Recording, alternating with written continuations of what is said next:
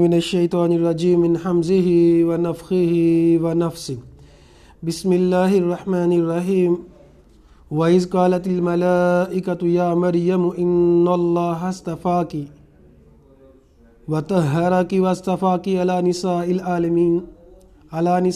الْعَالَمِينَ۔ آج کا ہمارا سبق تفسیر سورہ آل عمران کی آیت نمبر 41 سے 45 تک ہے۔ زکریا علیہ السلام اللہ کے جو نبی تھے ان کا ذکر کیا جا رہا ہے۔ انہوں نے دیکھا کہ مریم علیہ السلام کو بغیر موسم کے رزق مل رہا ہے۔ مریم علیہ السلام سے پوچھا کہ کیسے تجھے بغیر موسم کے رزق کیسے مل رہا ہے، کہاں سے آیا ہے؟ انہوں نے کہا یہ میرے رب کی طرف سے ہے۔ زکریا علیہ السلام نے پھر وہاں کھڑے ہو کے دعا کی، اے اللہ مجھے اولاد عطا فرما۔ اللہ تعالیٰ نے فرشتے کو بھیجا اور فرشتے نے خوشخبری دی کہ اللہ آپ کو اولاد دے گا۔ انہوں نے کہا کہ اللہ میں تو بوڑھا ہو چکا، میری بیوی تو بانجھ ہے۔ بانجھ کون ہوتا ہے؟ جو میڈیکلی طور پہ ڈاکٹر حضرات، حکیم حضرات، یہ ایک بیماری ہے جس سے کا پتہ یہ چلتا ہے کہ اس عورت کی اولاد نہیں ہو سکتی، اس کو بانجھ بولتے ہیں۔ تو انہوں نے کہا کہ میری بیوی تو بانجھ ہے۔ تو اللہ تعالیٰ نے فرمایا کذالک اللہ یفعل ما یشاء، اسی طرح اللہ کرتا ہے جو چاہتا ہے۔ اسباب کی ضرورت لوگوں کو ہوتی ہے، اللہ کو اسباب کی ضرورت نہیں ہوتی۔ اللہ ہر چیز پہ قدیر ہے۔ تو زکریا علیہ السلام نے اللہ سے دعا کی ہے، اللہ قال رب اجعل لی آیہ، اے اللہ میرے لیے کوئی نشانی بنا دے کہ میری اولاد ہوگی۔ ایج کافی ہو گئی تھی، جن لوگوں کی 2 سال 4 سال 5 سال 12 سال اولاد ہی نہیں ہو رہی تو وہ لوگ سائیکالوجیکل بھی کافی متاثر ہو جاتے ہیں، اور وہ تو ویسے بھی اللہ کے نبی تھے تو اس اعتبار سے ان کا عقیدہ بہت مضبوط تھا، لیکن بہرحال پریشانی تھی کہ اولاد نہیں ہو رہی۔ اور جب خوشخبری آئی تو یقین نہیں آ رہا تھا کہ اولاد کیسے ہوگی۔ تو انہوں نے کہا ہے اللہ میرے لیے کوئی نشانی بنا دے۔ کہ نشانی کیا ہوگی؟ اللہ نے کہا آیاتک اللہ تکلم الناس 3 ایام، آپ کی نشانی یہ ہے کہ 3 دن آپ بات نہیں کر سکیں گے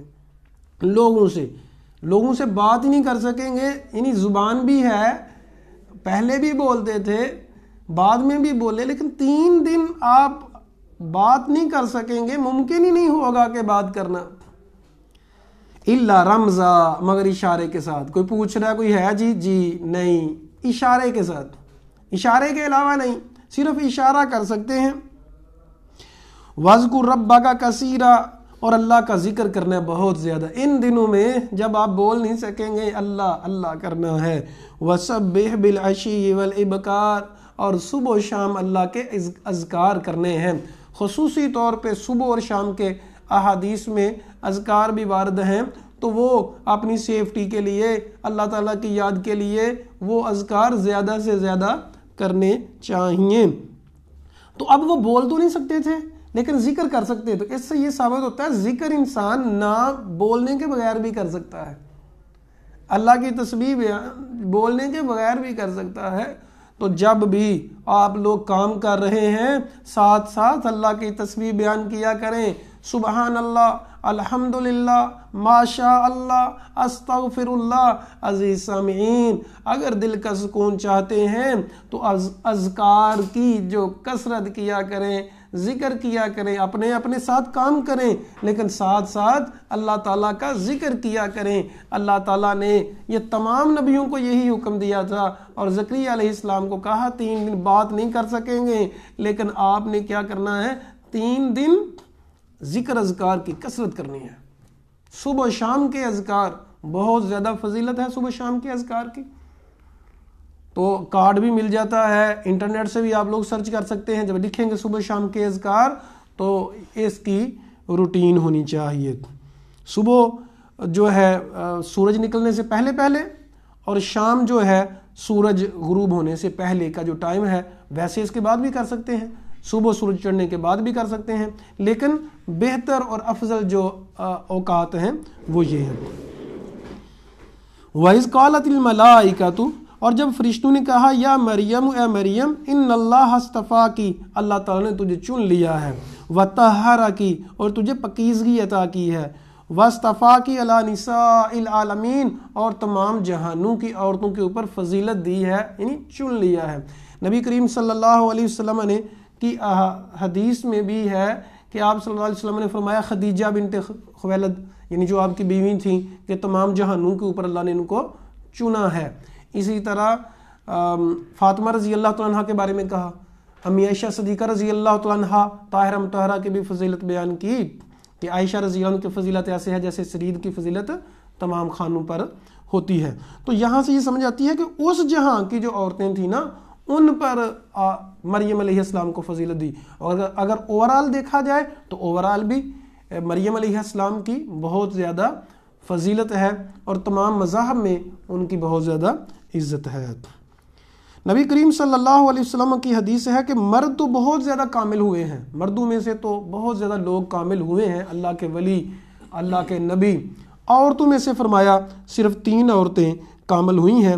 آسیہ بنت فرعون ہے، آسیہ جو ہے فرعون کی بیوی، اور مریم بنت عمران، اور عائشہ رضی اللہ تعالیٰ عنہ کے بارے میں یہ فرمایا کہ یہ کامل ہوئی ہیں. تو کامل سے مراد اگر ہم عقیدے میں چلے جائیں یا پھر اگر ہم اس کو فلسفے میں چلے جائیں تو اس میں تو بڑی بحثیں ہیں، بڑی کتابیں ہیں اس کے اوپر، لیکن مختصر بات یہی ہے کہ وہ رہتے انسان ہی ہیں، لیکن ان کی زندگیاں جو ہوتی ہیں وہ زیادہ تر اللہ کے لیے ہوتی ہیں. ان کا اٹھنا بیٹھنا جینا مرنا سب کچھ اللہ کے لیے ہوتا ہے. تو یہ لفظ بعض دفعہ بولا جاتا ہے کہ پرفیکٹ کون ہے؟ جی پرفیکٹ کوئی نہیں ہے. تو جب یہ لفظ بولا جاتا ہے نا تو اس کا مطلب یہ ہوتا ہے کہ انسانیت سے باہر کون نکلتا ہے. یعنی غلطیاں تو ہوتی ہیں، لیکن جب یہ حدیث ہے تو اس کا مطلب یہ ہے کہ انسانوں مردوں میں سے تو بہت زیادہ کامل ہوئے ہیں، یعنی وہ اپنے مقصد کے لیے ہیں، بس اپنا مقصد ہی پورا کرنا، اسٹریٹ فارورڈ. بس ان کو نہ کسی دولت کی پرواہ ہے، نہ کسی کے حسن کی پرواہ ہے، نہ ان کو کسی دکھ کی پرواہ ہے کہ دکھ بہت آ گیا، بھوک بہت زیادہ لگ گئی تو رونے لگ گئے، درد بہت زیادہ ہو رہی ہے تو رونے لگ گئے. ان کا ایک ہی مقصد ہوتا ہے اللہ کی رضا، میری زندگی کا مقصد تیرے دین کی سرفرازی، میں اسی لیے مسلمان، میں اسی لیے نمازی. تو یہ ہم کہہ سکتے ہیں. یا مریم اقنتی لربی کی، اے مریم اپنے رب کی تابع دار بن جا، اپنے رب کی تابع دار بن جا. واسجدی، سجدہ کر، ورکعی مع الراکعین، رکوع کرنے والوں کے ساتھ رکوع کیا کر. خواتین کے لیے جماعت کے ساتھ نماز پڑھنا ضروری نہیں ہے، لیکن مریم علیہ السلام چونکہ حجرے میں رہتی تھی مسجد کے ساتھ، اس لیے ان کو حکم دیا گیا کہ آپ نے جماعت کے ساتھ نماز پڑھنی ہے. ذالک من انباء الغیب، یہ غیب کی خبریں ہیں. نوحیہ الیک، ہم وحی کرتے ہیں آپ کی طرف. وما کنت لدیہم، اور آپ ان کے پاس نہیں تھے. اذ یلقون اقلامہم، جب وہ کلمے ڈال رہے تھے. ایہم یکفل مریم، کہ کون کفالت کرے گا مریم کی. وما کنت لدیہم اذ یختصمون، اور آپ اس وقت بھی نہیں تھے جب وہ جھگڑا کر رہے تھے. ایک بات تو یہاں سے یہ معلوم ہوئی کہ جب مریم علیہ السلام کی کفالت کرنی تھی تو مختلف قسم کے لوگ، عمران جو تھے ان کے والد بہت بڑے عالم تھے، یہودیوں کے بہت بڑے اسکالر تھے، تو جتنے بھی مسجد اقصیٰ کے خادم تھے نا، ان سب کی خواہش تھی کہ اس کی کفالت ہم کریں، اس کی خدمت کرنا، کھانا وغیرہ اور بھی معاملات ہم کریں گے. تو پھر انہوں نے قرآ ڈالا، قرآ کلموں کے ساتھ قرآ ڈالا، کوئی بھی اس وقت کا طریقہ ہوگا. تو جس کا نام آیا، پھر زکریا علیہ السلام کا نام آیا تو انہوں نے کفالت کی. ایک بات تو یہ ہے کہ ڈیٹیل معلوم ہوئی کہ انہوں نے قرآ ڈالا تھا. دوسری بات یہ ہے کہ جب معاملہ کچھ اس قسم کا ہو جائے، فیصلہ نہیں ہو رہا، ایک چیز کا دعویٰ کرنے والے زیادہ ہیں یا حقدار زیادہ ہیں، تو پھر اس کا قرا ڈالا جائے گا. نبی کریم صلی اللہ علیہ وسلم سے یہ ثابت ہے, قرآن میں بھی آ گیا. بعض لوگ اس کو جوا کہتے ہیں. جوا اور چیز ہوتی ہے, یہ جوا نہیں ہے, یہ قرا ہے. اگر کسی کا یہ ہو مطلب شرط لگے اس کے اوپر تو پھر نہیں ہے. اس کی ہمیں حدیث سے بھی مثال ملتی ہے. ابو داؤد ترمذی کی حدیث ہے کہ نبی کریم صلی اللہ علیہ وسلم نے فرمایا اگر تمہیں پتہ چل جائے اذان اور نماز میں کتنی فضیلت, اذان اور پہلی صف میں کتنی زیادہ فضیلت ہے, تو قرا ڈالنے کے سوا کوئی چارہ نہ رہے. مطلب قرا ہی ڈالنا پڑے گا کہ اذان کون دے گا, سارے ہی آ جائیں. تو وہاں سے بھی نکل رہا ہے کہ قرا ڈالنا ٹھیک ہے. تو کب, جب ایک چیز کے حقدار زیادہ ہیں, چیز ایک ہے, تو فیصلہ کرنے کے لیے قرا ڈالا جا سکتا ہے, اس میں کوئی حرج نہیں ہے. یہ تو انبیاء کرتے رہے. اذ قالت الملائکہ, تو جب فرشتوں نے کہا یا مریم, اے مریم, ان اللہ یبشرک بکلمۃ منہ اسمہ المسیح, اللہ تعالیٰ آپ کو خوشخبری دیتا ہے ایک کلمے کے ساتھ, منہ اپنی طرف سے, اسمہ المسیح جس کا نام مسیح عیسیٰ بن مریم ہوگا. تو کلمے سے مراد عیسیٰ علیہ السلام ہے, یعنی اللہ کا کلمہ. وجیہن فی الدنیا والآخرہ, وجیہن کا معنی عزت و احترام والا, بڑی ہی عزت و احترام والا ہوگا دنیا میں, والآخرہ, آخرت میں, ومن المقربین, اور بہت ہی زیادہ جو مقرب لوگ ہیں ان میں سے عیسیٰ علیہ السلام ہوں گے. اللہ تعالیٰ سے دعا ہے اللہ تعالیٰ ہمیں نیکوکاروں میں سے بنا دے. اللہ تعالیٰ سے دعا ہے اللہ تعالیٰ ہمیں اللہ کے اوپر توکل کرنے کی توفیق عطا فرمائے, اللہ تعالیٰ سے دعائیں کرنے کی توفیق عطا فرمائے. تو ان آیات میں وہ چیزیں بیان کی جا رہی ہیں معجزے کہ بغیر جو ہے باپ کے عیسیٰ علیہ السلام کی جو پیدائش ہے اس کے بارے میں بیان کیا جا رہا ہے. پھر مریم علیہ السلام کو رزق کیسے ملتا تھا, پھر زکریا علیہ السلام کو بڑھاپے میں ہے اور بیوی بھی بانجھ ہے, پھر بھی اولاد عطا فرما رہا ہے اللہ.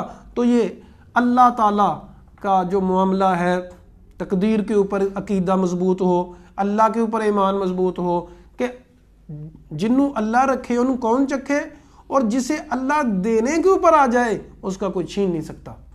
دعا بھی ہے نا, اے اللہ جسے تو عطا کرنا چاہے اس سے کوئی چھین نہیں سکتا, اور جیسے تو چھیننا چاہے اس کو کوئی دے نہیں سکتا. تو اس میں ہمیں عقیدہ اپنا مضبوط رکھنا چاہیے, پریشان نہیں ہونا چاہیے. جو چیز قسمت میں ہے ضرور ملے گی, وہ کوئی چھین نہیں سکتا. اللہ سے دعا ہے اللہ حق بات کو سمجھنے اور اس پر عمل کرنے کی توفیق عطا فرمائے.